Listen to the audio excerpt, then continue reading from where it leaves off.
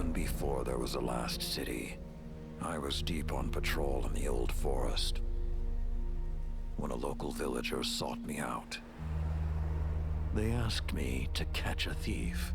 I told them the Iron Lords were no mercenaries, but I saw their pride as well as their poverty.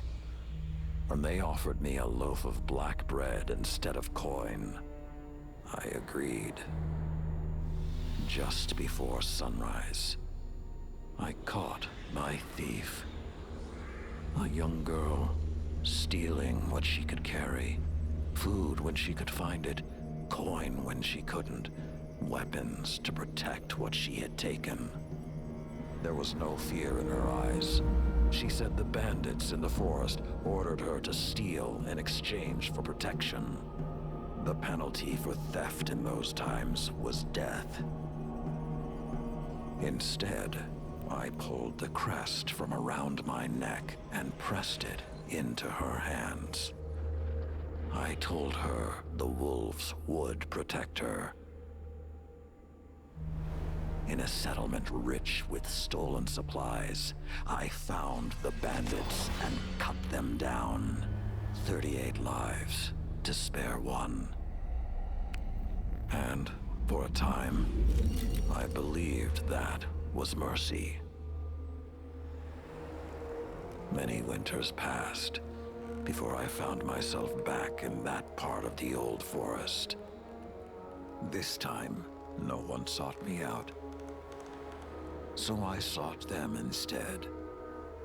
Wind blew through rotted wood and rusted metal where the village once stood, and behind it, graves, then piled stones, then bare mounds of earth, and then a pit.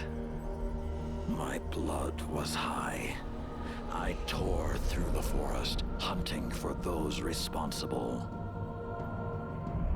Finally, in a settlement rich with stolen supplies, I found her.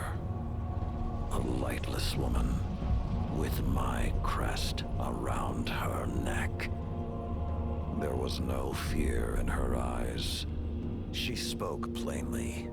When the villagers could no longer tithe, her wolves no longer protected them. She bled them dry, and when they had no more to give, she sent in her men, unleashed her wolves. Mercy to an enemy cannot come at the cost of mercy for their victims. The right path isn't always easy to find. But once you do, the only question is whether you're strong enough to walk it.